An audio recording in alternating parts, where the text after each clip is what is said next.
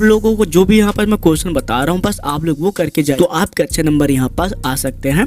तो चलिए हम लोग यहाँ पर देखते हैं एक एक करके पूरे अच्छी तरीके से क्वेश्चन। अगर आप लोग पहली बार इस वीडियो को देख रहे हैं तो प्लीज इस चैनल को लाइक और सब्सक्राइब कर देना। मैं आपको आगे बताऊंगा कि आप लोग कैसे PDF ले सकते हैं। चलिए हम लोग आगे देखते हैं। तो पहला यूनिट में हमारा पहला क्वेश्चन आता है 12 मिहिर का जीवन परिचय दीजिए और ज्योतिष खगोल विज्ञान में उनके योगदान का वर्णन कीजिए। आपको जो बता दूं ये आपके 2022 में भी आते हैं और आने वाले जो भी एग्जाम है वो आपके एग्जाम में आते रहेंगे। तो वेरी इंपॉर्टेंट क्वेश्चन है, तो आप लोग इन क्वेश्चन को देख लीजिएगा। फिर आपका दूसरा क्वेश्चन आता है विक्रम साराभाई के जीवन परिचय का वर्णन कीजिए।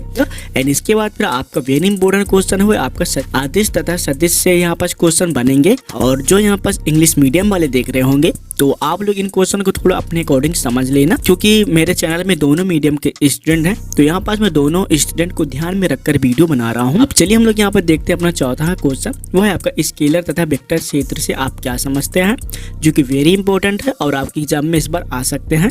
फिर इसके बाद फिर आपके आता है डाइवर्जेंस संबंधित गॉस के परिमेय लिखिए। जो आपका डाइवर्जेंस का जो गॉस का परिमेय है वेरी इंपॉर्टेंट है और आपके एग्जाम में इस बार पूछा जाएगा, चाहे ये क्वेश्चन लॉग में आए या फिर आपके शॉर्ट में, ये क्वेश्चन आपका जरूर एग्जाम में देखने को मिल जाएगा।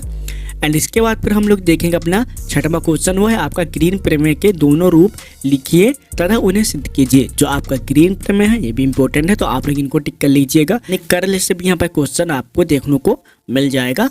अब हम लोग दूसरा यूनिट पढ़ने से पहले आपको बता दूं, अगर आपके पास मेजर माइनर का नोट्स या फिर कुछ नहीं है या फिर आपके पास बुक्स या फिर परीक्षा सार वगैरह कुछ भी है लेकिन आपको थोड़ा लैंग्वेज समझने में प्रॉब्लम आ रहा है तो सिंपली से आप लोग हमारे इस चैनल के नीचे यानी डिस्क्रिप्शन में जाइएगा, वहाँ हम आप लोग के लिए एक नोट्स का पोर्टल बनाए हुए हैं, यानी एक वेबसाइट का लिंक है। नोट वगैरह यहाँ पास बाय कर सकते हैं वो भी कम कॉस्टली में और वो एक प्रकार का शॉर्ट नोट्स होगा जिससे आप लोग इजीली उन शब्दों को समझ पाओ। वरना आपके पास जो भी स्टडी मटेरियल है आप लोग सिंपली से उससे ही स्टडी करिएगा ताकि आपके एग्जाम में अच्छे नंबर यहाँ पर आ सके। अतः द्रव्यमान केंद्र की अवधारणा यहाँ पर लिखना है और ये ऐसे क्वेश्चन है जो कि थोड़े बहुत थ्योरिकल लेवल के भी हैं, थोड़े बहुत यहाँ पर न्यूमेरिकल देखने को मिल जाएंगे। क्वेश्चन अच्छी तरीके से प्रैक्टिस करके ही जाना है।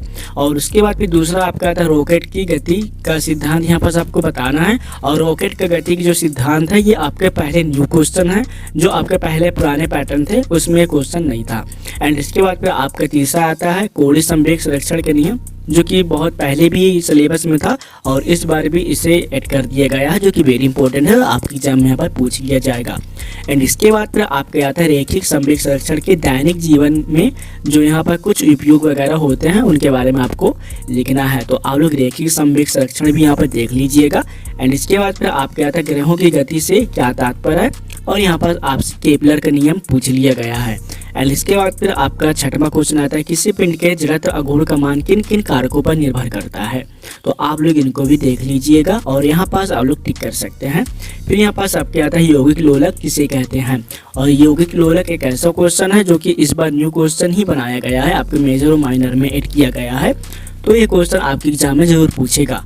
एंड इसके बाद फिर आपके आता है कॉन्टिलीवर से आप क्या अभिप्राय है। और देखिए यहाँ पास आपको बता दूं कि बहुत ऐसे क्वेश्चन है जो कि आपके जो भी स्टडी मटेरियल जो होंगे उनमें बहुत सारे क्वेश्चन देखने को मिल रहे होंगे।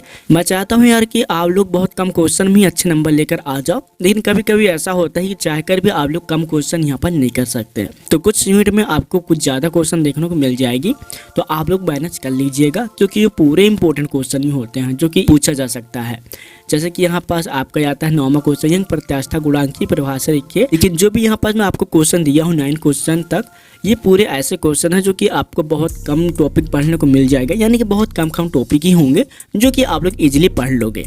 एंड इसके बाद फिर आपका 10वां क्वेश्चन आता है जो कि वेरी इंपॉर्टेंट है, वो है आपका हुक के नियम के आधार पर तारों को परिभाषित कीजिए, जो कि आपके एग्जाम में इस बार भी पूछ लिया जाएगा। अब चलिए हम लोग और आगे बढ़ते हैं। अब हम लोग यहाँ पर देखेंगे अपना तीसरा यूनिट।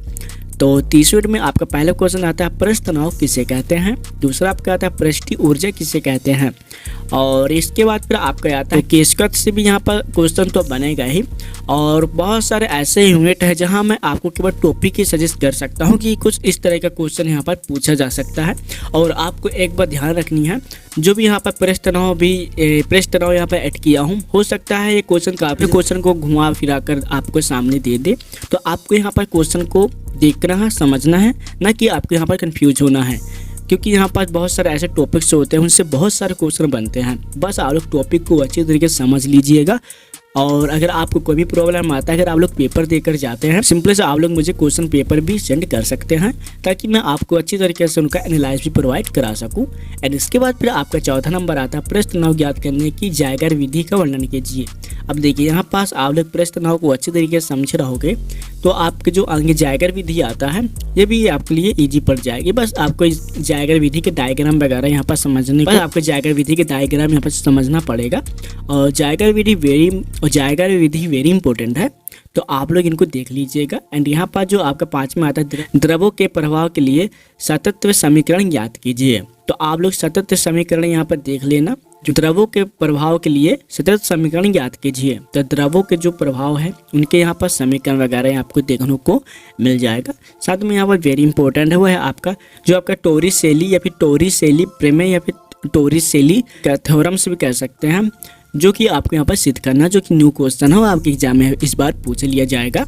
एंड इसके बाद फिर आपके आता है वेरी इंपॉर्टेंट क्वेश्चन, वो है आपका बर्नौली के प्रमेय लिखिए तथा ये सिद्ध कीजिए। जो आपका बर्नौली का जो यहाँ पर थ्योरम है जो कि हर साल पूछा जाता है, वो भी लॉन्ग क्वेश्चन में, ये आपके लॉन्ग क्वेश्चन में जरूर पूछा जाएगा, तो आप लोग इनको देख लीजिएगा। एंड इसके बाद फिर आपके आता है तरल का संयन प्रभाव क्या होता है। अब देखिए आप में से बहुत लोग को लग रहा होगा कि बहुत सारे क्वेश्चन हो जा रहे हैं, तो आपको बता दूं ये ऐसे क्वेश्चन है जो कि आप लोग इजीली अच्छी तरीके से कर लोगे। अगर आप लोग के पास कोई भी बुक्स होगा तो आप लोग उनमें देखना बहुत सारे क्वेश्चन देखने को मिल जाएंगे। तो आप लोग ऐसा मत सोचिएगा, मैं आपको जो क्वेश्चन प्रोवाइड करा रहा हूँ ये टॉप क्वेश्चन है जो कि आपके एग्जाम में आएंगे ही। एंड इसके बाद फिर आपका अगला क्वेश्चन आता है श्रेणी क्रम तथा समांतर क्रम में जुड़ी नली के कारण द्रव प्रभाव को समझाइए, जो कि इंपॉर्टेंट है ही। एंड इसके बाद फिर आपका आता है केंद्रीय बल क्या है, जो कि आपके चौथा यूनिट का ही है और वेरी इंपॉर्टेंट है, तो आप लोग केंद्रीय बल को आप लोग रेडी कर लीजिएगा। फिर यहाँ पास आपका आता है संरक्षी बल के अंतर्गत निकाय की कुल यांत्रिक ऊर्जा, यानी संरक्षी बल के साथ साथ यहाँ पास आपको यांत्रिक ऊर्जा भी यहाँ पर देखने को मिल जाएगा। तो आपको यहाँ पर थोड़ा सा क्वेश्चन को समझकर आप लोग रेडी कर लीजिएगा। एंड इसके बाद फिर आपका आता है गुरुत्वीय क्षेत्र तथा गुरुत्वीय विभव से क्या अभिप्राय है। तो गुरुत्वीय क्षेत्र और गुरुत्वीय विभव से भी क्वेश्चन बहुत बार बनते हैं, तो आप लोग इनको भी देख लीजिए। एंड इसके बाद फिर जो आपका गुरुत्वीय सौर ऊर्जा है ये भी वेरी इंपॉर्टेंट है, क्योंकि जो आपका गुरुत्वीय से जितने भी क्वेश्चन आपके बनेंगे वेरी इंपॉर्टेंट रहेगा। तो यहाँ पर मैं टॉप गुरुत्वीय क्वेश्चन दिया हूँ, जो कि इनसे कोई भी क्वेश्चन बाहर नहीं आने वाला। एंड इसके बाद फिर हम लोग देखेंगे अपना 5वां यूनिट का गैलीलियन रूपांतरण लिखिए तथा सिद्ध कीजिए, जो कि वेरी इंपॉर्टेंट है और आपको चौथे यूनिट में बहुत कम क्वेश्चन देखने को मिल जाएंगे, तो आप लोग इन क्वेश्चन को पढ़ लीजिएगा। एंड इसके बाद फिर हम लोग अगला क्वेश्चन देखेंगे समय के विस्तार का अर्थ समझाएं और सिद्ध कीजिए। तो आपको यहाँ पर समय यानी टाइम के बारे में अच्छी तरीके से यहाँ पर एक्सप्लेन करनी है। एंड इसके बाद फिर आपका आता है माइकलसन मोले का जो प्रमेय है वेरी इंपॉर्टेंट है, आपकी एग्जाम में इस बार पूछ लिया जाएगा, क्योंकि 2022 में क्वेश्चन यहाँ पर पूछ लिया गया था। एंड इसके बाद फिर जो आपका वेरी इंपॉर्टेंट है वह है आपका लॉरेंस रूपांतरण समीकरण, जो कि बहुत ज़्यादा इंपॉर्टेंट है। एंड इसके बाद हम लोग यहाँ पर देखेंगे अपना लास्ट क्वेश्चन, वो है आपका ब्रह्मांड का संक्षिप्त टिप्पणी लिखिए। आपका यूनिवर्सल किस तरह यहाँ पास बना था उसके बारे में यहाँ पास समझना है, तो ब्रह्मांड के अंदर ही आपका थ्योरी वगैरह पूछ लिया जाएगा, तो आप लोग क्वेश्चन को थोड़ा सा समझ लीजिएगा। तो बस इतने ही क्वेश्चन है जो कि आपके लिए वेरी इंपॉर्टेंट है, और अगर आप लोग इतने क्वेश्चन को अच्छी तरीके से पढ़ते हैं या फिर समझते हैं तो आप लोग अच्छी तरीके से अच्छे नंबर लेकर आ जाओगे। अगर आपको और भी क्वेश्चन का वीडियो चाहिएगा तो आप लोग सिंपली कमेंट मुझे कर सकते हैं, नीचे दिए गए जो भी मेरी इसे वीडियो डिस्क्रिप्शन में जाओगे आप लोग एक बार चेक कर लेना, वहाँ आपको एक व्हाट्सएप का ग्रुप का लिंक्स मिलेगा आप लोग को, वहाँ मैं बीएससी फर्स्ट ईयर मेजर का PDF प्रोवाइड करा दूंगा, आप लोग उस ग्रुप में जरूर ज्वाइन हो जाइएगा। तो चलिए मिलते हैं नेक्स्ट वीडियो में, जब तक के लिए जय हिंद, बाय बाय।